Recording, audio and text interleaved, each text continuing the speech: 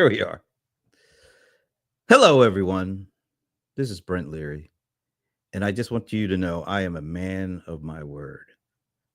It was brought to my attention last week that I wore the same hat twice, 2 weeks in a row.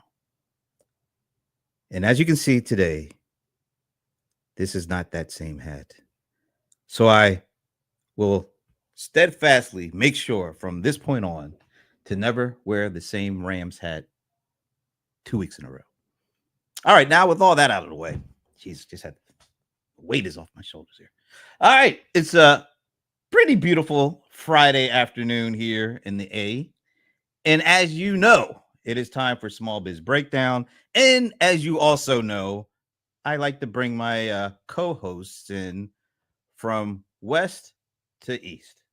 So that means leading off as usual, Leland from Oregon. Hey, Leland. Hey, Brent. It's good to be here. The sun is shining. It's not as hot as it usually is. It's nice over here in Oregon. So I'm just glad I'm ready for the weekend. I'm ready for just a little bit of relaxation. Just a little bit, huh? A little bit. All right. Well, I know someone who likes a little bit of relaxation, but she also likes marketing. She likes doing it yourself, and she likes mic drops. So that would be Madam Mic Drop herself from Medina, Evena Taylor. Hi, everyone. It is beautiful in sunny CLE. Since you started with the A, I'm going to go with the CLE, Believe Land. Oh, my goodness. Really? Believe Land? I haven't heard that since like LeBron James left. I thought I would bring it back just for, giggles. Not the other thing, just the giggles. I'm not going to say the other thing, even though I guess we can. It's not for prime time. Well, speaking of the other thing, let's welcome John Colroy. Oh, that was just wrong of me, wasn't it? Yeah, that was just really wrong. Oh, wrong, but oh so right. It's Mr. the bold one, the cold one. John Colroy. On the swimming. No, we're not getting into the swimming. We're leaving the swimming alone. We're moving swimmingly over to the New York, New Jersey area, where last but certainly not least, it is Ramon Ray. What's up, Brent? What's up, crew? Good to be here. New Jersey as well, New York as well. And I got my 2 tangerines ready to eat after the Small Business Breakdown. Do you eat 2 tangerines after every show? Is that how that goes? Usually I have it in the morning for breakfast. 2 tangerines, Cafe Bustelo, and an apple cut up in double halves. But this morning I got home and my wife had made banana bread. I can go on for a few hours about this. No, that's fine. We'll just leave it. That's enough. Yeah. But we do appreciate the enthusiasm because I know you're working on short hours. Yes, sir.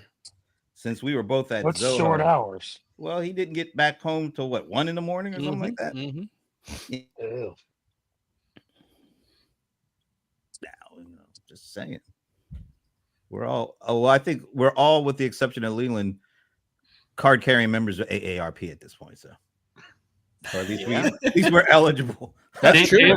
They have been trying to get me for years. I kid you not. Like, okay, so my wife lost her dad when she was young, and so she was on Social Security because when you're a minor and you lose a parent, you get on Social Security. That put her on AARP's radar, and they've been trying to get her ever since she was 14. And then when I got married to her, they go, "You must be old too," and so they started trying to get me. We will not take offense to the we think you're old too, since we're all of age for that. He's an old soul. We'll give him that. Yeah. Okay. We'll give him that. We'll also give him our trivia for today. And it is coming from the Zoho event. And that means Ramon probably shouldn't do this, although he might not have been paying attention. I don't know. We'll see. I probably wasn't paying attention. All right. So, and we'll talk a little bit more about this later, but I just wanted to, this stat was really interesting to me. So they put up some stats about where Zoho is in terms of employees and customers and users and all that kind of stuff, and apps. You can't leave out the number of apps. 55 plus and counting. I think that's what it is. But as of yesterday. Yes, that's right. We gotta say that too. All right. So as of yesterday, who thinks they know how many users does Zoho have of their different apps and stuff like that? Oh, I should know this. I'm gonna say like 2 million. All right. No, I know it's over 1 million, but I'm thinking it's more since the last time. So I'm gonna okay. say I'm surprised you didn't like 2.4 or 4.2 or something. All right. So even as in for 2 million, who's next? I'll go 2.6. 2.6 million. All right. Are we gonna do closest without going over, or are we gonna? My name is not Bob Barker, even, so we're not doing prices right. But Leland, it's got to be higher because they're like $1 billion company. Like they bring in like that much a year or something like that. So I'm gonna go a little higher and be up into the 10 million. Wow, the gasp was real. That was a serious gasp there. And for me, Brent, I think this number's wrong, but the numbers, there's some stat that matches with it. So I'd love you to help me know that if you know it. But 100 million, I saw 100 million somewhere. I thought maybe it's not users, but I thought there's a number that aligns with them somewhere. So we got 2.6, 10, no, 100, no, 10 and 100. Okay, I got this right. 2.2, 2.6, 10, and 100. The answer is, drum roll, please. Well,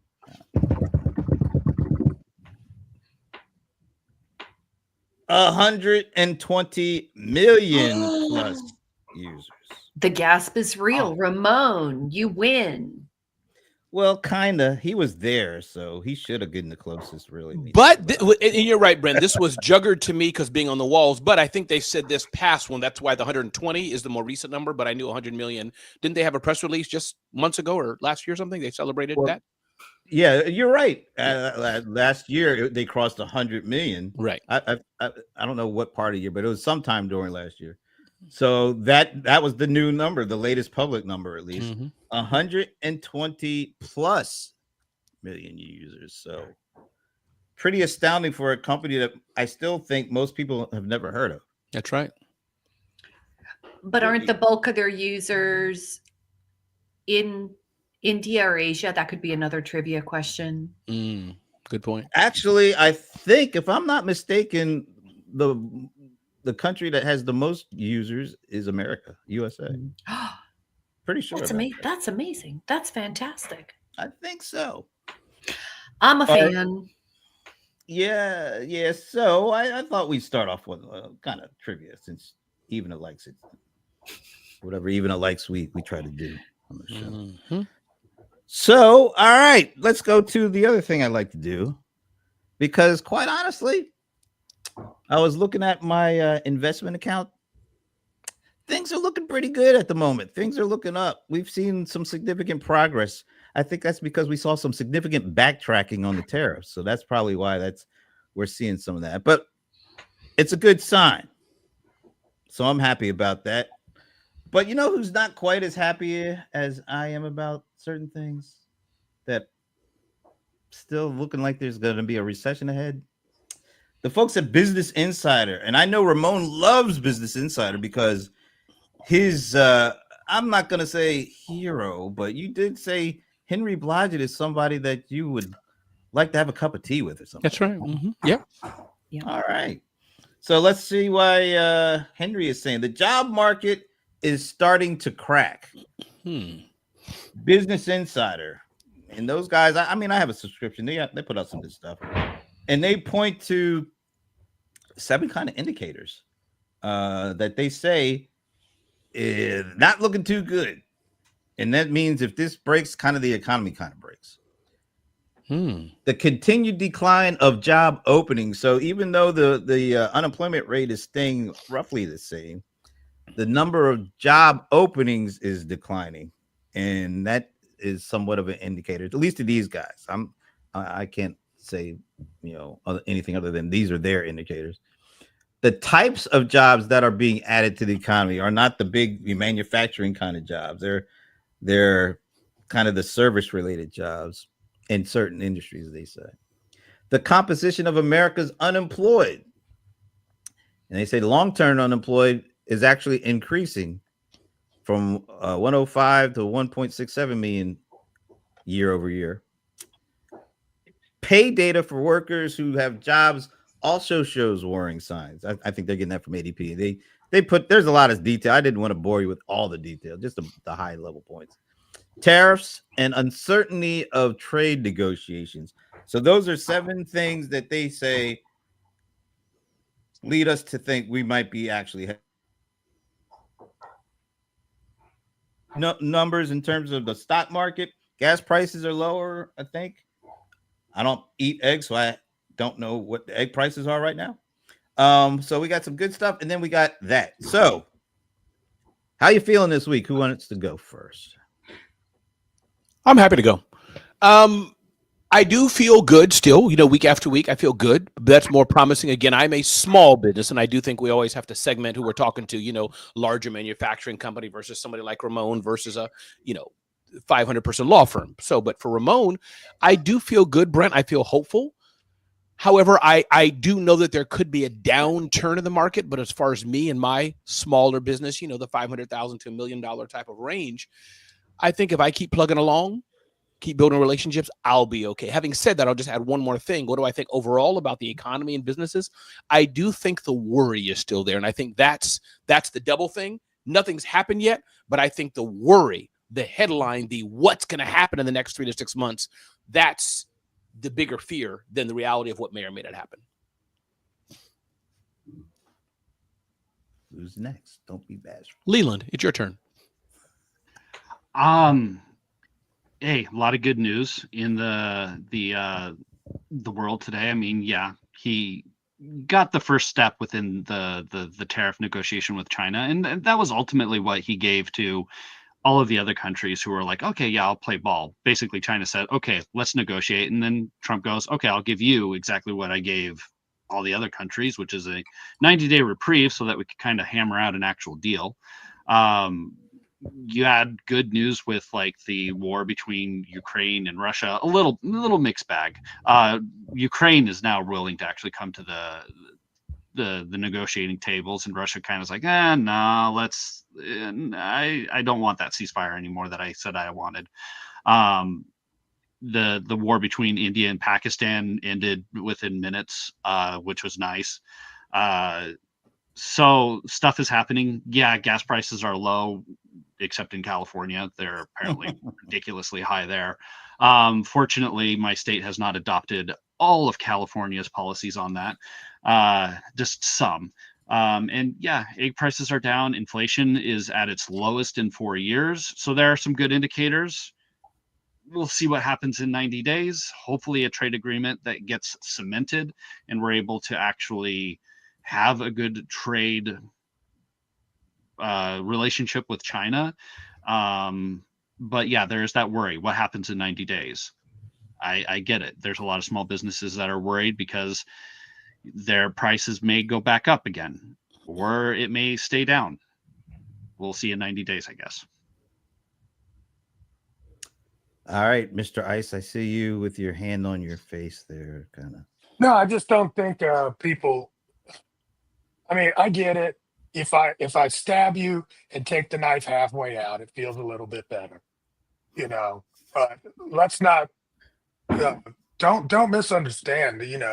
30% tariffs are still like 3 times more than they were. So you're going to see some of that pain coming to small business and to the consumer at some point. I think the overall economy and these indicators that they're pointing to, I don't think any of, or very few of those indicators have anything to do with the political environment or the tariffs. I mean, and I don't see those numbers getting much better. I think 2026 is going to be a rude awakening for a lot of people in everyday, jobs. AI is seriously going to make inroads into the job market. And I just don't see a lot of these jobs coming back. So if that's not taken into account when they're looking at these numbers, I don't think they're actually identifying why we're seeing these kind of declines, why we're seeing these kind of jobs entering the marketplace. So there's a whole lot going on, and we'll see how that works through this economy. But I don't feel any issues right now with the tariffs and all that stuff. That's kind of it's all baked in right now. Last and certainly not least, even a tailor. I'm going to say it depends on who your customer is. I've been seeing a lot of conflicting information in terms of anecdotal conversations that I've had. I have a friend, for example, or even like a Ramon. If you're dealing with larger enterprise organizations, big brands, whatever, those large companies, and I think this holds true in the e-commerce space as well, those larger companies are more able to be flexible and to deal with these difficult obstacles or interruptions or uncertainties. So they're better prepared for uncertainty. So if those are your customers, you're not going to see that much of an impact. At least that's been my anecdotal observation. I'll just say that. At the same time, if you are dealing with, if your clients are businesses or individuals who have been impacted by a variety of things, like if you're a government, there are a lot of small businesses who are government contractors. Those people have lost clients, right? So it just really depends on who your customer is. And that just goes to say that you've got to really be watching who you're selling to, that you have a nice blend of customers and a lot of different spaces. And I'm seeing a lot of people looking to pivot from one customer type to another. I had a friend who was dealing with commercial real estate. COVID hits, she loses that segment, pivots to another one. Now she's back to commercial real estate. They're, at least at this point, they have not been impacted by things that are going on. And they seem to be coming back from COVID, and, you know, more and more people are using her services. We were going to go to manufacturing, and she's like, "Oh, not going to do that now." So it just depends. Wow. Yeah, it sounds like for the most part, kind of still status quo from beginning this year to where we are now. Maybe a little ups and downs, but for the most part, it sounds like pretty much people are in the same kind of thought than they were at the beginning of the year. But entrepreneur confidence and small business confidence, I just saw one of the surveys, I forget who did it. You know, Vistages came out, somebody else's came out too, that are surveying small business owners. Still on the positive side of optimistic, like right over 50%, something like 56%, feeling confident. But that's down from like 60 something percent. Could it have been alignable, even just to jog your memory, alignable? It might have been. I can't recall who it was, but I just thought that was I know Vistage was one that said that their small business CEO confidence has dropped. But remember how we always talked about entrepreneurs are optimistic. So it's still over 50%, but that 50-some% is down significantly. And can I add one other thing, Brent and team, here about the headlines? You know, we talked, we in our private chat, we shared a report from a well-regarded Wall Street Journal and the reporter who I know, so I'm going to leave her name out for now. But my point is that I think headlines also veer towards the way we want it. Yes, John Lawson, facts are facts. I agree. We're in a, uncertain place. We all agree on that. But I mean, I must say, depending on who writes, where you write, and I say that because behind the scenes, I've been pitched on stories. Ramon, can you talk about this? And I have my little chirpy positivity. And I was told, no, we're really looking to find small businesses that are hurt by tariffs. That's what we're writing about now. So the reality is there, but also headlines are headlines, and you can shape them and take the pain of wherever you want. Talk about that knife being pulled out. You can talk about, hey, yay, the knife's coming out. He's going to get better. Or the knife was pulled out, but man, this guy's in pain. Well, Same result. Ramon, I am so with you. Talk about conflicting data, right? On the one hand, I'm seeing somebody came out with a report. Was it like Local IQ? Somebody came out. No, it wasn't local. Somebody came out with a report that said marketing spending is up And where are they spending? They're spending on social, they're spending on ads, they're spending on influencers, right? These things are working and people are spending money on that. Different report with a different audience basically says what we've always known. Small businesses, the bulk of them, which is like 30 some million that have no employees, are still spending an average of $500 a month. That's like not spending, right? So this is why I say it depends on who your customer is. So before we head into another topic, I think this was John who sent me this, and I think I just started hearing it all over the place. Or maybe I forget where I got it from, to be honest. But there was this small business guy who decided to do some sort of an A/B test. That was about having products made in China versus America and who would buy what. So I'm going to play this clip of him talking about that, getting interviewed about it. Ran a test where you made a shower head in China, made that same shower head in the United States, but the cost was different. Tell me what you wanted to find out with this test. I wanted to see how much will it cost if I would make it here, and then calculate how much do I need to sell it to maintain the same margins so I can keep the lights on of the company and grow the company. Number two, I saw a lot of comments online of people saying that they're willing to pay more if it's made in the US. If majority of the people would buy the more expensive made in the US version, I feel more comfortable spending time, money, and investment in finding solutions in the United States. Ramon Van Meer is the founder and CEO of Afina, a company that manufactures. All right, enough of that stuff. All right, so you had a guy who wanted to see put it to the test. So if we were gonna, So what was the results?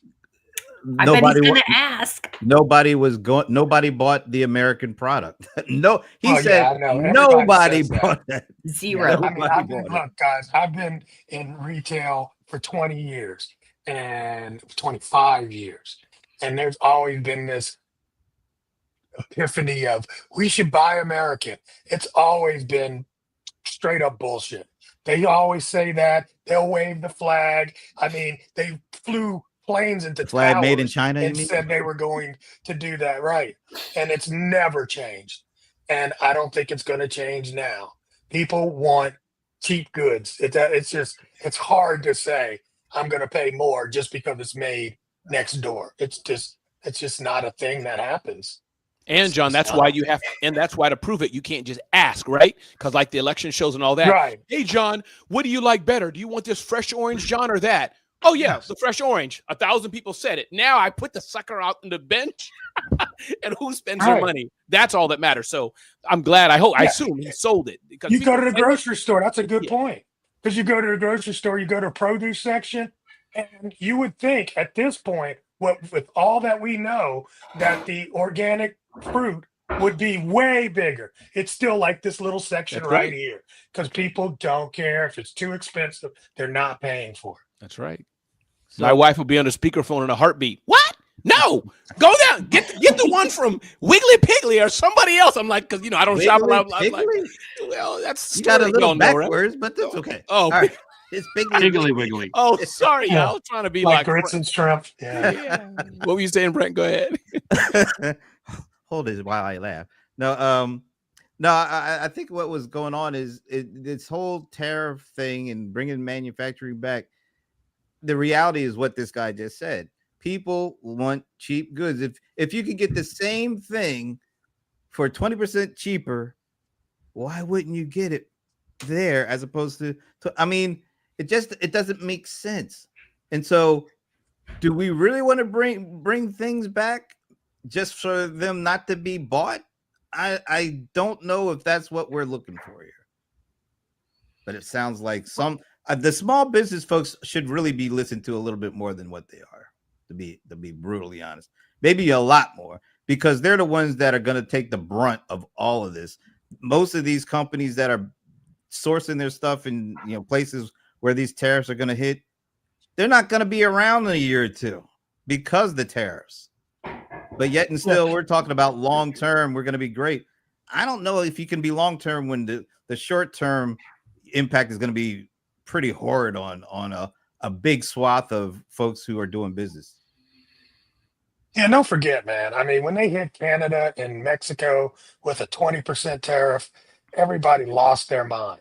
They're like, oh my God, 20%. That's crazy. And then he came out and 10% for everybody else. So that's why I'm saying this 30%. Yes, it's not 157%. But had we had just 30% at the beginning, people would have been losing their minds. They would have made do. It ain't 150% like it was. But if we would have just started at 30%, people would have, the economy would still have lost its mind. So that's why I'm talking about the knife in, pulling it back. It's still a lot. Yeah, well, right now it's all theoretical. Wait till those prices actually go up and people have to start pulling out some real money. Will go up. Yeah. But here's the lesson for small businesses, which I think is terrific. Shout out to this guy who actually did the test. What people aren't talking about is the incredible amount of work and effort that it has taken this man to find a vendor who can make the thing so that he can do the test in the time period that he did it. That is something supply chain is a very, very difficult thing. Okay, granted, this is a shower head. Okay, people will not die if the shower water doesn't come out a certain way, if the pressure isn't what it's supposed to be. I think where I get really, really concerned is when you're dealing with products that impact your everyday life. I keep talking about this. There's like one of the things we have here in the, especially here in Ohio, a lot of polymer manufacturing. Polymers are expensive. And you're going to find these widgets in your car, in your appliances, all over the place. And when those fail, it basically is a trickle effect. No pun intended. I actually had a product fail and there was water everywhere. It was not fun. And even a polymer means it's the plastic thing, like it's a less stable product. It could be this is where it gets really interesting, right? It could be a rubber, it could be a plastic. All of these things are polymers, right? And the more you're asking that widget to do, the more expensive that widget becomes, because the chemicals and the polymers to make it are more expensive. And sourcing that's the other thing that people don't realize, right? You're not just sourcing the chemical, you're actually sourcing performance. And you would be astonished to learn that these are not commodities. Silicone might sound like a commodity to you, but it is not. All these manufacturers have silicones that perform in different ways with different processes. So it could be cheaper, but if it doesn't perform and do what you want it to do, you are not going to be a happy camper. I know this. I worked in medical devices, and we all know we want our medical devices to work.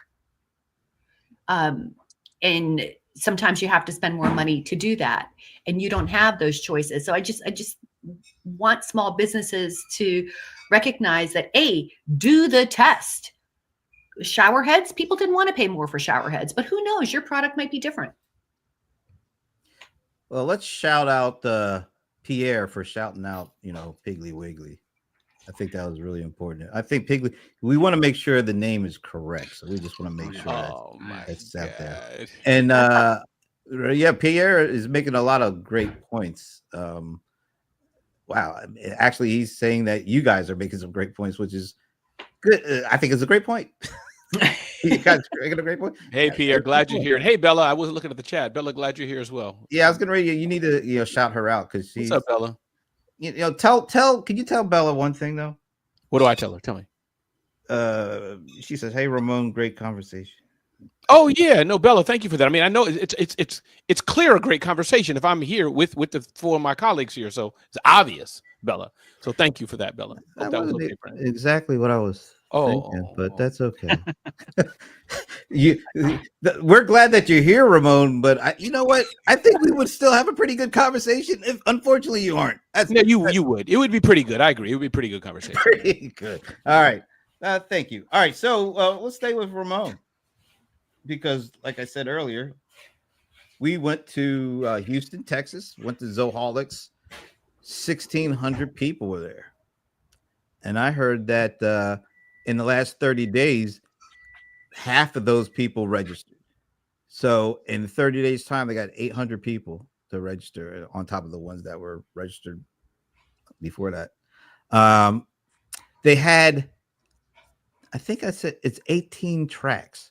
So usually they have, I remember the first one was like one track. But now they had tracks, they had workshops, they had a lot going on. Give me your impressions of what you saw there, because I know you were all over the place. Absolutely. Two things. And I will say this. First of all, Brent, it was just great to hang out with you. I know you didn't ask for that, but I just must say it's nice to be with friends and people you like. So, Brent, it was just good spending time with you in the sessions we had, the off the track sessions me and you had many times. So that was just cool peeps hanging with you. Seriously, John Lawson, don't look like that. Brent is a well-regarded IT analyst. People were like glad to see him. He was popping into place. So, Brent, good. Yeah, but I mean, hanging with Brent. Ugh.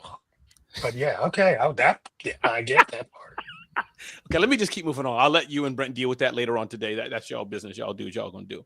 So the Zoholics 2025 conference in Houston, 3 or 4 things were good for me, Brent. I think one, interesting to see the engagement of Zoho users. I just watch around, me, I reverse engineer events. Pens were flying. People were attentive. So I think that was one thing that's very interesting. I think, too, there was definitely a diversity of topics. Each room, you could tell with, the AI rooms were full. Maybe the inventory room wasn't so full, but people in either room got what they wanted. That's number 2.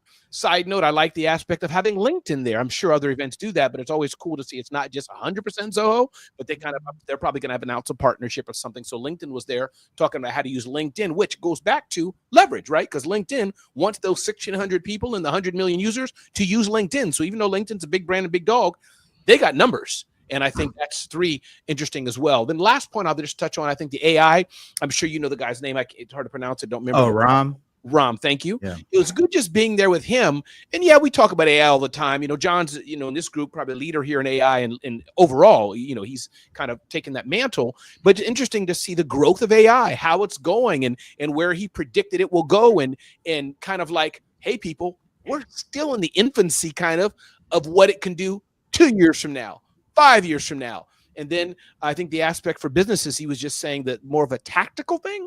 But I like the aspect. He said, take AI, build guardrails around it in your businesses, and start to know where your unstructured data is and let it unleashed with the guardrails in that to mine more all the data that you have. So I'll pause there. Hey, Marvin Reed, what's up, man? But that was the some of the things that I have from what I can see.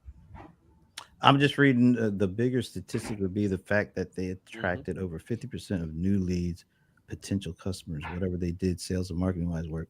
Is he talking about Zoho here? Or? Yeah, the last minute. By the way, Marvin Reed is a well-regarded, amazing marketing strategist in London. Just want to shout him out. Marvin Reed, good guy to know. But yeah, I think he's right because reversing engineer the events, Brent, and that's event 101. You find most people sign up for events. I see even a nodding towards the last X weeks of it. You can announce an event all year long. Exactly, the days, right? Weeks and days. The biggest part of it is going to sign up the last X period of time. So. Good call on it, Marvin. And I think the on top of that, the fact that these folks are not big business folks. These folks are using their own money, getting their own airfare, hotel, food to come to this event. And that kind of piggybacks onto my point is Zoho's relationship with their small business customers is.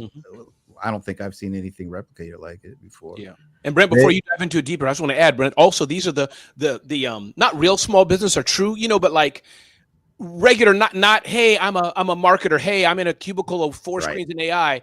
The head of Arctic Spas, I ran into her, a guy who's like, oh, we make decals. which go on planes. I could understand. I mean, I know the decal is, but I'm like, you do what? He's like, yeah, that's a business. United Airlines has to have a millions of decals that say, button your, put your seatbelt on. Decal. I thought you said decals. I'm like, what where the cows coming? Decal. Okay. No, I say decal. Oh, okay, yeah. But I get you now. They have the thing that the thing, and also all the things here. My little flash drive, SanDisk. So it was just interesting that they produce in their brand. And sorry, I didn't mean to cut you off, but it's like the regular small businesses in my little bubble I don't see. That's what I was impressed with. Go ahead. Yeah, I'm glad you pointed that out. It's the more traditional kinds of business, not the digital first kind of business. They're moving towards digital because it just makes sense, but they are not a digital first traditional kind of. They're more mom and pop, I guess. And there's a lot of these folks, and they were, they did a really good, and I'll shout out Raju Vigesna, who his opening keynote was really focused on practical use of AI from within the Zoho suite of apps. But you should have I looked around in that audience, and during his demo, heads were up, people were taking notice.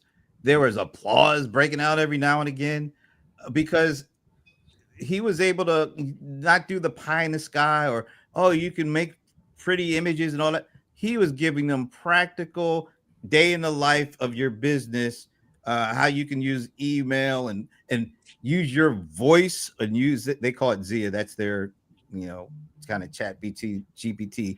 Ask Zia is kind of their chat GPT, but their Zia is their AI, just all their AI foundation. Ask Zia is more of a chat GPT kind of thing. And it's in the context of all these business applications and all the data that is associated to your accounts. And so he even showed where he typed in something about let's we're having a meeting. We have all these people here. All right, I want you not just to build me a transcription. I want you to build me a mind map of all the stuff that happened. And visually, you see this mind map being built. And it's so very cool. And people were literally, like I said, they were applauding because he was basically saying, you don't even have to know it's AI. Just know that you're able to do this. And this is stuff that they could feel like, oh, yeah, I can see myself doing that. And so I had a chance to do a little conversation with Raju. And because the other thing on top of that is I talked to a lot of these enterprise vendor kind of folks. And for the life of them, they have a struggle trying to talk about their pricing model around all this AI stuff because they can't figure it out because they have to pay. If more people use their stuff, then they have to pay these hyperscalers more money, these LMs more money, because the more you use, the more you're going to have to pay. Well, Zoho has built all their own stuff. So they have their own data centers. They have all their own infrastructure. So he's like kind of carefree. And we're not going to charge you guys any for this. This is all part of your subscription. How many other vendors are saying that? I'm hearing all sorts of gymnastics going on, trying to explain how they're pricing this stuff to you. So they have such a clear message and a very straightforward approach to helping folks understand. And I think beyond the value that they give you for your platform, and I even talked to a couple of their customers, the customers are going full bore with them because they trust them, because they trust them to be able to tell them how this should be used, the best way to kind of position it. And they're a trusted partner, not just a trusted vendor. So over that 2.5 days, we had dinner and lunch with customers. They were so gung-ho about everything. We were just walking through, like Ramon, walking through the whole thing, just talking to people or seeing people. I'll say it like this. Remember that first couple of Infusionsoft? Like people were crying. They were like, it was a lot of excitement and energy and emotion. I won't say it was to that level because that was some of that was maniacal, fanatical, you internet marketer types. No offense, but this is more regular small business people feeling excitement, feeling like really interested and feeling like Zoho is the kind of partner that will allow them to get involved and use this stuff, but in the right practical way. And I thought that I hadn't seen that at all at anything else I've been at this year. So I thought that was really important to kind of point out. No, I agree 100%. Zoho does it well. And I think also what's interesting about that is they keep it the Zoho way, which is steeped in, I think they're very upfront about it. I say this respectfully, Indian culture. They said it's simple. We're not going to be the event with flash in the pan and, we're going to have good stages and all this, but it's not going to be the $100 million stage, So I think that's always the Zoho way they do that, where it's simple, elegant, but definitely not over the top. There's not going to be any marching bands coming in with people twirling on hula hoops or hula hoops or whatever the word may be called in English. So I know you guys didn't go, but I know that on Small Biz Trends, I believe there was an article or two about some of the announcements, and I thought this one was probably one that made, because it wasn't AI focused, but it was really interesting. And I know this is ripped from the headlines from Small Biz Trends. So, Leland, did you get a chance to check out the launch of this Zoho payment stuff? Yeah. I was in one of their webinars and saw a little bit about it, and it's very interesting. I love that they are actually building their own integrated system for handling payments, because every time that I connected it with like Zoho Billing or whatever, I had to connect Stripe, and it's just nice to have something that's just naturally integrated in with the whole Zoho ecosystem, so I don't have to worry about going out and getting a Stripe account and then having to connect it with like authorize.net or something like that, or going just with Stripe's payment gateway. It's all right there, and it just connects effortlessly. And the other benefit, I don't know if you're going to get to this, but one of the really great things is if you are a Zoho user and you've got payments connected to some other things, this is so great for small business. You will save on the fees. Mm-hmm. There is a discount on the fee. And this is such a huge deal because so many small business owners have to make the hard decision of whether they're going to make it convenient for the customer and take credit cards, but credit cards are expensive. And I think if you're integrated with Zoho, you're going to save money here. I didn't notice the discount on the fees, but I did know that the fees that I did see were comparable to Stripe, to authorize.net, all those other payment gateways, and far better than working with PayPal. But I do like the ability that it's just there. And it connects with Zoho Billing, and so you get a payment in, and all of a sudden it shows up in your Zoho Billing, and it works together. I love it. I think they even announced some kind of like a physical, like cash. It's not like a cashier or what do you call point it? of sale. Point of Yeah, sale. point of sale. Yeah, they announced their point of sale device. Yeah, Zakia. Yeah, ZAKYA or something like that. So that will compete. What is it? Stripe or Square, where you have the little I think it Square. was device? Square. And Toast. Toast is also big in the retail space as well. Toast. Yeah. Heck, I saw the tea shop that we go to, Bank of America. They have a Bank of America point of sale system. Yeah. They hate it, but they do have it. Yeah, And but you don't think that's white label, Leland? Come on, that's white labeled. It's not even that. I was doing some research on this because on DIYmarketers.com there is an article about these payment systems because I want to make sense of that. That's how I know some of this. What I think is really fascinating is there are articles out there where yes, there is the whether you're using Stripe or PayPal and credit cards and whatever, but when you go to your coffee shop and they have that point of sale where they have the iPad thing. So there are companies selling that, and that is where they really rip you on the fees. Those fees are in addition to credit card fees. So they're sort of giving those point of sale systems, quote unquote, away. But then you have to, you're going to pay on the back end for that additional service. So I'm super excited to hear that Zoho is going to come out with a physical device as well. I Look love at that. Pierre talking about going right back to the AI with the Anthropic stuff with MCP. It's important. That framework seems to be the one that's catching on. I don't know if it'll be the one that rules them all, but we'll see. Hey, and Brent, can you just, because if I don't know it, I'm sure some of our audience, can you just recap for us that MCP again? I should know it. I know I've seen the headline, but can you recap what it means or why it's important? I forgot the what's the Ask the yeah, because what does MCP stand for? I just know it comes from anthropology. And what does it do? I don't remember why it's important. Are you listening to us at all? Or? MCP, John. Dude, John, it's completely out. MCP, John, recap for us what MCP is regarding AI and all that. Why is it so important? And what does it stand for? And what do we know about it? It stands for Model Context Protocol. Okay.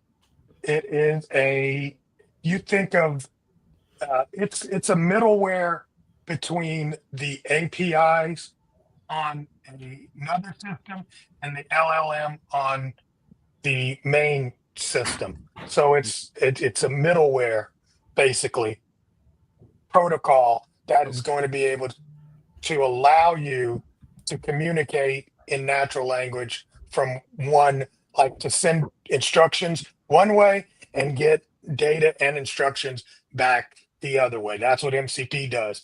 How it's different from APIs, and I'm not a tech person, okay. but I mean, APIs, you usually have a single API for each individual thing that you have to do. Right? That's the traditional way of getting systems to be able to talk together. Being able to application program interface. Yeah. So now what the MCP kind of does, it would have all of the API calls that are available inside of its, database, for lack of better understanding.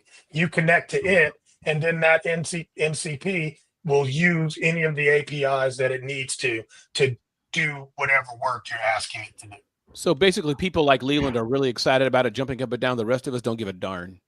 No, you will. I think everybody's going, because what you're about to see, and it's already happening, is that you can go into, like, ChatGPT is getting ready to on their MCPs, right? And so you're going to be able to make calls or do things in your calendar on Google Docs, create sheets, all of that. The Zapier, MCP API Zapier, that kind of thing.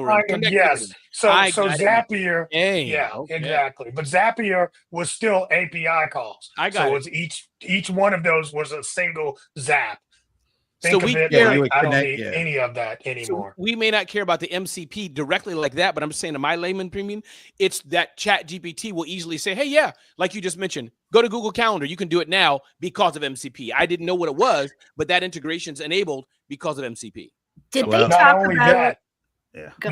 Once the LLM understands that it has these tools, it will pick the tool. You tell it what to do, it'll be like, I need to go to Google Calendar to do that, and then I need to go to Drive and find this, and it'll. That's where the agents all of it on its own. Did Zoho talk about that? Because I remember at Zoho Day, the one time they had this vision, and Zoho is really good at visioning out like 5, 8, 10 years down. Oh yeah, absolutely. And they had a vision. They had a diagram that showed the LLMs being connected to stuff going on in Zoho, and Zoho being able to have these connections between the LLMs and other stuff. But they weren't going to the detail level, because quite honestly, that audience is not there for that level. Well, this is what they said that I think resonated. I was super excited about this. Because one of the challenges that Zoho has always had is these 55 plus apps, and users sometimes really struggle with where do I start and which app do I use for what, and so on and so forth. And at one of the Zoho days, one of the things I heard them talk about, which I believe is in development, is that they don't want you to have to quote unquote choose an app. They want you to do your work. Right. So if you are doing let's say you're doing I think they even talked about it with regard to CRM for everyone, for example. So like you're trying to move a project along, that's your goal. Or let's say something that I'm familiar with, I want to run a webinar. Well, Zoho One will say, okay, you want to run a webinar? You're going to need meetings. You're going to need some emails. You're going to need, who knows? Maybe you want to charge. So we're going to kick in like payments and like all the things. I don't have to think about what app do I want to use? And I think from a user perspective, that's like gasp worthy. Yeah, that's all So- within the Zolo umbrella. Like, And all is that the Zoho like apps, would that be an not the MCP outside thing? apps. I was going to say, No, would that be an MC MCP thing or no? No, No, that MCP is is not, a no. protocol. Gotcha. So From that one is from the one company. standard. It's Hold on not, one second. not Here's a not a standard yet. Here's the thing. Go ahead. it is a standard. It's already Hey, being but it's not already the being standard. it There's is other the things standard. out there. It hasn't been. It's not. It hasn't been chosen Let me as just the let one me just yet. okay. All right, go fine. ahead. Go ahead. Alright, Go ahead. Fine. Go I mean, that's fine. But once you build this into, ChatGPT, Claude, and Perplexity. not Perplexity, but Perplexity has it too. I mean, like Gemini. everybody's already Gemini. accepted. Yeah, Gemini. So everybody's already accepted it. All three of those. Once that's done, that's the game. This is the thing. They are by however- far out ahead, but it hasn't been officially. Oh, that's the one that everybody's. Well, I gonna don't use. think it'll ever be official. It's not like there's going to be some, here's the ribbon. And Well, I mean, that there just are going to doesn't be other happen. players that are going to try to get in there because the big guys always want to own everything. So just because they're out front, just like ChatGPT, they had a huge lead, but they ain't the only game in town anymore. So that's all I'm saying is MCP is the one everybody's So- talking about right now. That doesn't mean it's going to be the one 5 years from now that has it all. Just for the layperson, if you would think of MCP as the USB port on your computer, where everybody knows if you want to plug something in, you just make it USB-C compatible and you can plug anything in. That's similar to what MCPs are. And so they know that if they want stuff to talk to it, they just set this up and you're going to be able to go, transfer data back and forth. That's what they want it to be, and it might be, but it ain't there yet. That's all It's I'm- already that. I'm telling It's you. not the already equivalent of a USB-C. It's that. definitely It not. is actually Okay. from I- a developer perspective. We'll agree to disagree. I mean, honestly, if you just played with it, you would agree.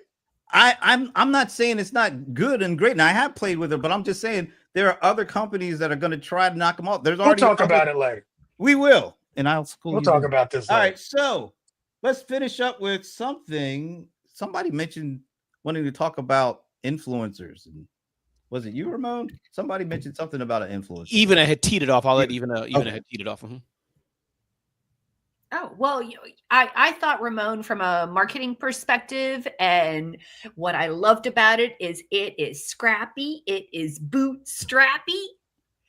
Tell us what you doing, Ramon, and how you going to pay for it. Did you just say it's scrappy, bootstrappy? Tell us what you're doing and how you're going to pay for it. So that let me just stop. Yeah. Bottom line here. Bottom line is so me and my wife will be moving to another state over a period of time due to some personal reasons. I'm kind of, leery, team here with the internet. You never know who's listening. So I kind of synthesize some things. Did But you we're just say it's kind of leery? Really? Oh, Really? I didn't mean that, Brent. I Bottom line did. is- That's good. I like that. Nice. Boy, bottom line, ladies and gentlemen, I've approached an auto dealer to sponsor a 2-month use of a vehicle. And then I approached a co-working space to sponsor using some of their space. And so bottom line is lesson of the day, and thank you even for pointing that out, is that, as small business owners, those who have a following, many of us here on this have done as part of our living, but you can take your shot. Go to your local auto dealer, go to some place that you can give value and say, listen, I'm so-and-so, I have an audience of people. You let me have a podcast kit, whatever it is you need. I'll talk about, I'll amplify it if I can use that and and we can exchange and barter. So that's what I'm going through. Ramon took his shot. I'll let you know the results, but I approached a car dealership and I talked to them on the phone. That was good too. It wasn't just blind. I approached a co-working space, talked to them on the phone. They received it. And so we'll see if they get back and say, Ramon, here's a brand new car for you. So thank you. What kind of car are they giving you? You know what, Brent? I know as much about vehicles as I know about prints, as I know about sports. I don't care. I don't know. I just said, I'd like a vehicle. Oh man, I can't wait to see what they give you. Love Here's how that. bad it is, Brent. I had to Google, like one of our friends, Glenn Lundy on Clubhouse. He said he had a Hellcat, this, that, and the other. I'm like, what's a Hellcat? I don't know what that is. I had to Google it. That's how much I don't know about cars. Okay. You could have gone to Elon and say, hook me up one of them Cybertrucks. Yeah, well, hey, we'll see what happens. I'll let You y'all don't know want a what happens, Cybertruck. though. I would want Get- one. get Just it, for selfie. Get the other ones. Yeah. So that's a very positive influencer story. Thank you. Absolutely. John, you were telling me about Mr. Beast, something that recently happened with him that might not be as pop or as positive, let's say. What, that thing from weeks ago? There's another one apparently. Oh no, is there? He had a trip to Mexico, and apparently he did some things he shouldn't have done, and because he has such a big audience, whatever he does brings a lot of attention to it. So apparently Wow. he got the whole like country of Mexico or the Mexican government mad at him on top of what he did with that bogus. What would you call that? He lent his name to something and it was terrible. So there was like a Mr. Beast-a-thon. Yeah, like in a fire Vegas. fest event kind of thing. It was not a Fire Fest event, but people bought tickets, and Because it was him. They thought it was him, right? That's why they bought thought it was somebody was using Oh. his name, and he let them license his name for this event. And part of the event was, you come, and when you get there, when you were checking in, they said stay in your room until you get a word from Mr. Beast. And so if you're a Mr. Beast fan, you're like, okay, here Right. the game is on. Right. I'm So gonna they meet have Mr. people Beast. sitting in their room for like 2 days, nothing. And then when they finally got their stuff in their room, it was like a thank you note, some candies that you can A eat. cheese sandwich. It was just a complete cluster F. And so Mr. Beast has apologized. But That's John, crazy. this is what gets me upset is that things like that make it horrible for the rest of us good people. As some of y'all know, I'm a friend, Seth Godin. I use that name very respectfully and not lightly. But I must say, he's publicly said, Ramon, I trust you. You've never hoodwinked me, never lied to me, cheated me. And I wondered, why does he always say that? I guess because someone of his caliber, and he's not no, pop culture person, they do that to him all the time, maybe. So I guess this is why. But I would never do that. I would license his name. I would throw it out. I'm a friend of his, but not like, if you saying Mr. Beast, he better show up. Anyways. These kinds of things happen a lot. Wow. There was it was an event a couple of years ago, I think in Britain, where they wanted to do the Willy Wonka experience. Yes, it was Willy Wonka. And they marketed it as like you're going through basically that first scene with all the candy and it's going to be magical, and it was a huge disappointment. Oh, It was cheap. People Bad left. kids crying. Oh man, it was bad. And then my wife told me about another one where it was supposed to be a fantasy ball, and they got all these fantasy authors to come to this ball to set up booths. They said that they would comp their hotel room, and there'd be like 600 people. 30 people showed up. The authors didn't get their rooms comped. It was horrible. The ball was a speaker in the corner and tables in the middle with rose petals. That was it. That was. But it's like when you're a big name, you got to make sure. It's like, okay, how much money are you spending? What's going to be going on? I want a full detailed plan, and this is a contract, so that if it doesn't happen, I get the right to sue you because you abused my name.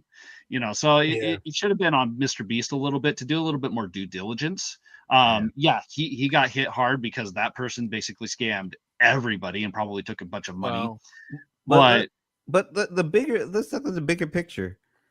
Why would all these people put so much trust in this guy, Mr. Beast, who all they really know about him is he's got a YouTube. Oh, Brent, I got would a lot of videos. No, I would. You would spend thousands of dollars just because that dude said, "Come to my thing." Not Mr. Beast per se, no. but I have people, meaning in my world, I can imagine. Let's say the whoever of my world, that I want them so much. Oh, I can pay money and get access or whatever the deal was. Access, yeah. I get it. I can see that. Yeah, I can. Is I there can. Yeah, I mean, insurance for yeah, such a people thing? do it. You guys have run some live events. Is there insurance for such a thing? If you are running some type of an event and Like you hire a speaker and that person doesn't show up or like doesn't do what something he was supposed happens, to do? right? There's You're insurance for doing- everything. Yeah, there's insurance for everything. because you're doing all this work, right? Let's say, for example, you've got an event and you're going to have Mr. Beast or whatever. You're going to have some Seth Godin or whatever, and you sell tickets based on that, or people don't show up. Seth Godin doesn't show up,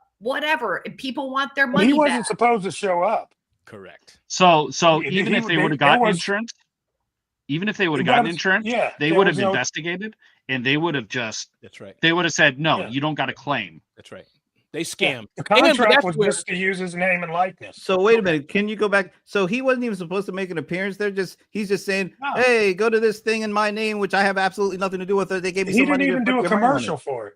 He didn't do a commercial for it. I'm sorry, but He those got the folks are license suckers. to I'm use. sorry. They Suckers. used to use his name and Those likeness. people were unfortunate suckers. Well, Brent, listen, Brent, I get your point. Very and unfortunate. you're right, Brent-ish, but I'm just being devil's advocate, which is a word I hate, but I'm being other side because being a producer, one who does that kind of stuff and understanding do it. I guess let me try it one more time, Brent. Tell me if you still think they're suckers. So here's the thing, Brent.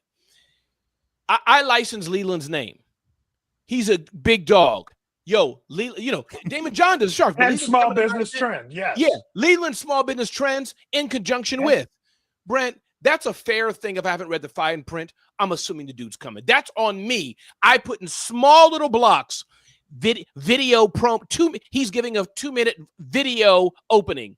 That's not cool. So I get your point, Brent. I'm not saying it's cool, but Yeah, you're not let me separate small biz trends from Mr. Beast. okay, fair enough. Yeah, you Mr. should. Beast is not something that's been around for 20 years, steadily putting advice and information and insights.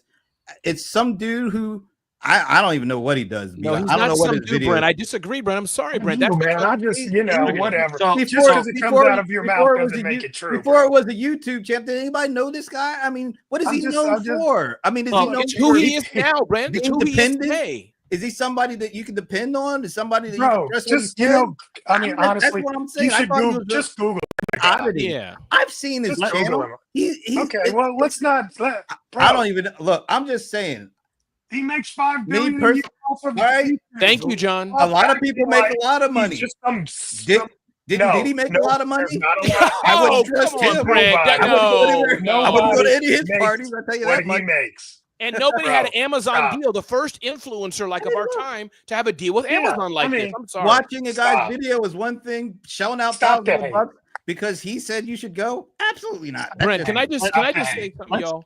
Brent, I've always doing this show with you, Brent. Like, I love you, Brent. I like you, Brent. Like, I get it. Like, you've always pegged John as being like, someone we should watch with a wary eye. I get it. But today, Brent, I did not you say- saying what you saying, Brent? Like a Mr. Beast? You know what I'm saying, John? I'm What, seeing do the you side know of you, Mr. Brent, and Beast? I'm not sure. I Have may you hung out with Mr. Beast?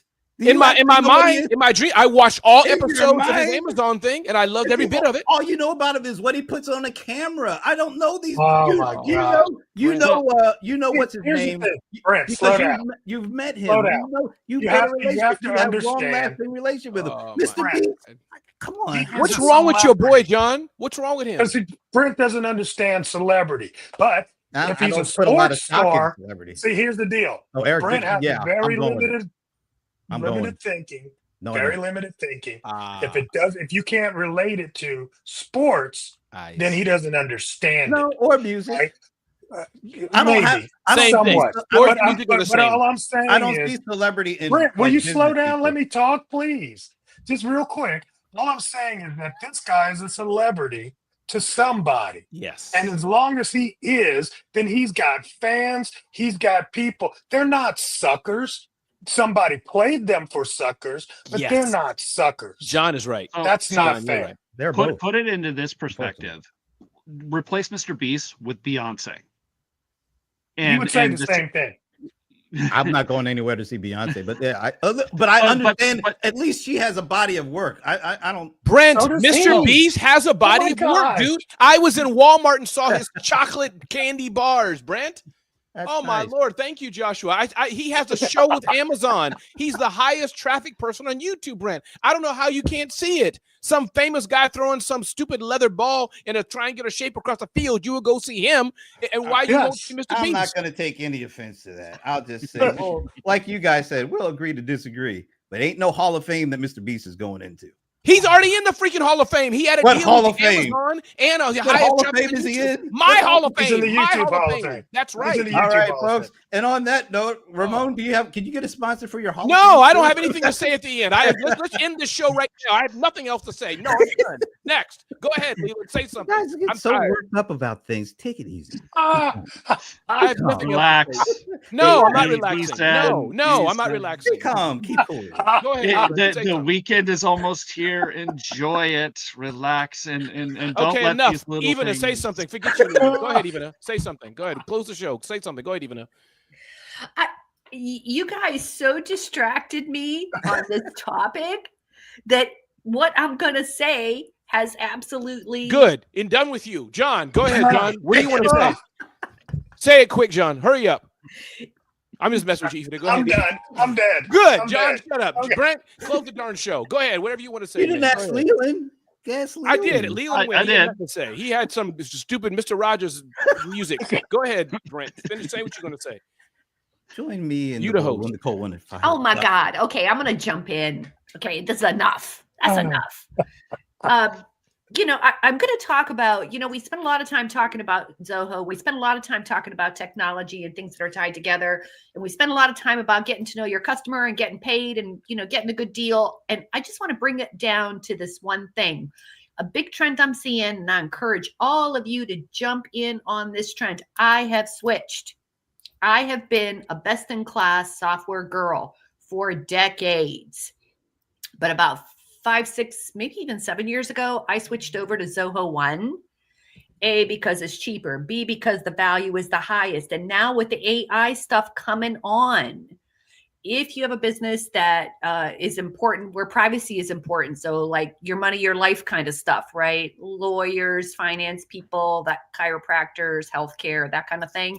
If you've got a business like that, this like Zoho 155 plus apps is your best and highest deal. And with the AI doing what it's doing, I open in my one tab, I got all my software. I'm super, super happy about that. And so I think with AI coming on and all of these different things working together, you're not going to get the benefit of it unless all of these things are talking to each other. And if you're a small business owner on a budget, jump on the Zoho train. Ivana, thank you for what you shared. I appreciate it. I know Brent's the host, but thank you for what you shared, Ivana. But the next time that we end the show in anger, could you allow me to end the show in anger and being pissed off? Now I can't. No, Ramon, I am committed to love and peace. I send you, all you men, my love. Jesse, I want to see the heart. Heart everyone. Ramon. I don't know how to do that. You